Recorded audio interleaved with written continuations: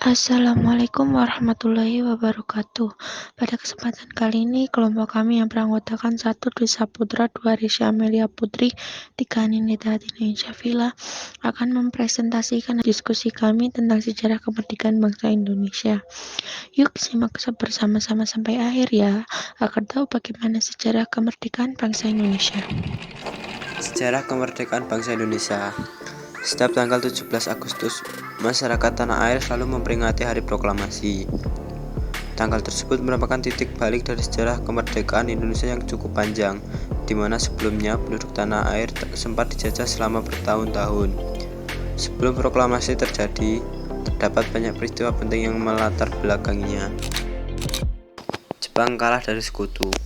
Latar belakang pembacaan teks proklamasi dimulai atas penyerahan Jepang terhadap sekutu, di mana sebelumnya Jepang pada tahun 1944 telah mengumumkan bahwa Hindia Timur yakni Indonesia diperbolehkan merdeka di kemudian hari. Pengumuman tersebut dilakukan karena tentara Jepang sudah semakin terdesak, bahkan Kepulauan Saipan juga berhasil direbut dari Jepang. Sehingga selanjutnya pada tahun 1945 dibentuklah BPUPKI, Badan Penyelidik Usaha-usaha Persiapan Kemerdekaan Indonesia, dan PPKI, Panitia Persiapan Kemerdekaan Indonesia. Tujuan dari pembentukan dua badan tersebut adalah untuk menarik simpati dari rakyat Indonesia agar mau membantu Jepang melawan sekutu.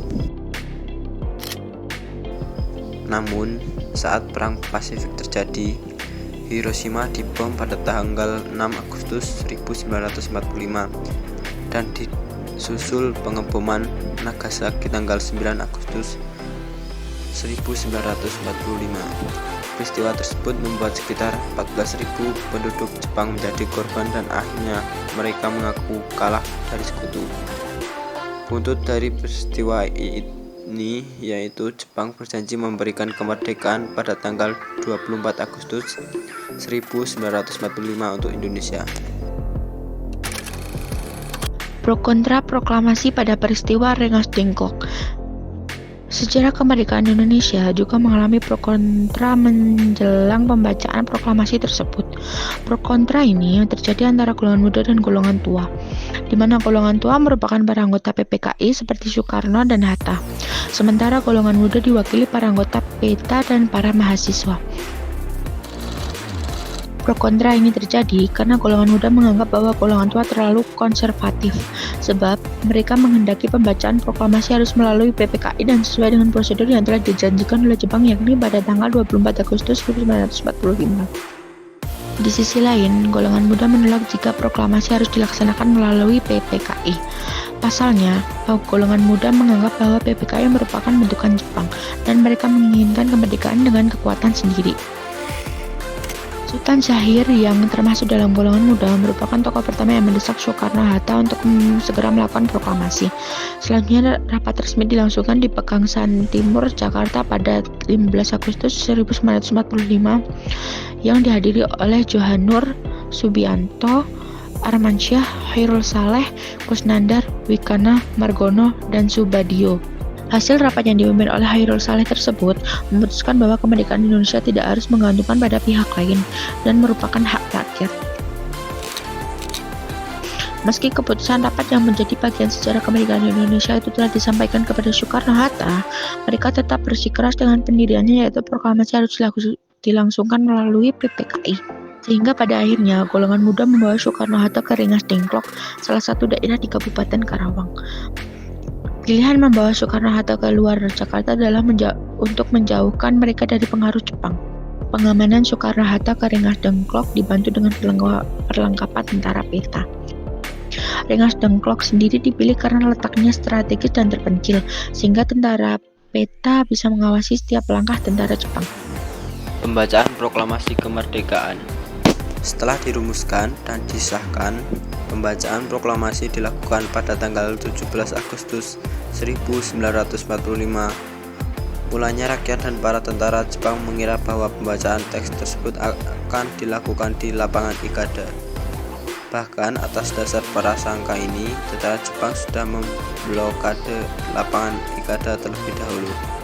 Pemimpin barisan pelopor Sudiro yang hadir di lapangan Ikada pada saat itu kemudian menyampaikan situasi yang terjadi di sana kepada Muwardi, yakni Kepala Keamanan Soekarno.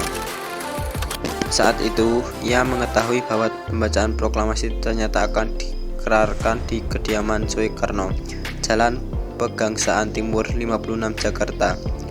Pada saat itu, halaman rumah Soekarno telah dipadati oleh massa menjelang detik-detik proklamasi. Semua sibuk mempersiapkan pembacaan teks bahwa Fatmawati, istri Soekarno, tengah menjahit bendera dengan tangan yang ukurannya tidak standar. Setelah persiapan lengkap, teks proklamasi dibacakan oleh Soekarno yang menjadi sejarah kemerdekaan Indonesia. Perjalanan Indonesia untuk mendapatkan kemerdekaan memang tidak sebentar. Penduduk tanah air harus merasakan penjajahan yang kejam dan kurun waktu bertahun-tahun. Bahkan setelah proklamasi dikumandangkan pun masih banyak perjuangan lainnya yang harus ditempuh, seperti pembuatan naskah Undang-Undang Dasar 1945 dan lainnya, agar Indonesia bisa menjadi negara seperti sekarang. Perumusan serta pengesahan teks proklamasi. Terjadinya peristiwa Rengas Dengklok membuat jalan pikiran Soekarno-Hatta berubah, dan pada akhirnya menyetujui agar proklamasi kemerdekaan harus segera dibacakan. Setelah kembali ke Jakarta, mereka menuju kediaman Laksmana Maeda untuk melakukan perumusan teks proklamasi. Rumah Laksmana Maeda dipilih dan menjadi bagian dari sejarah kemerdekaan Indonesia karena Maeda merupakan kepala kantor penghubung angkatan laut yang aman dari ancaman militer Jepang. Pertemuan di kediaman Laksamana Maeda ini dihadiri pula oleh Soekarno, BM Diah, dan Mbah Diro dari golongan pemuda. Pada akhirnya, berdasarkan pembicaraan antara Ir Soekarno, Mohatta, dan Ahmad Soebarjo, didapatkan rumusan teks proklamasi yang langsung ditulis tangan oleh Soekarno. Naskah tulisan tangan Soekarno ini nantinya mengalami 3 perubahan setelah diketik oleh Sayuti Melik. Sekian yang dapat kami sampaikan tentang sejarah kemerdekaan bangsa Indonesia. Semoga bisa menambah pengetahuan kalian semua ya. Terima kasih. Wassalamualaikum warahmatullahi wabarakatuh.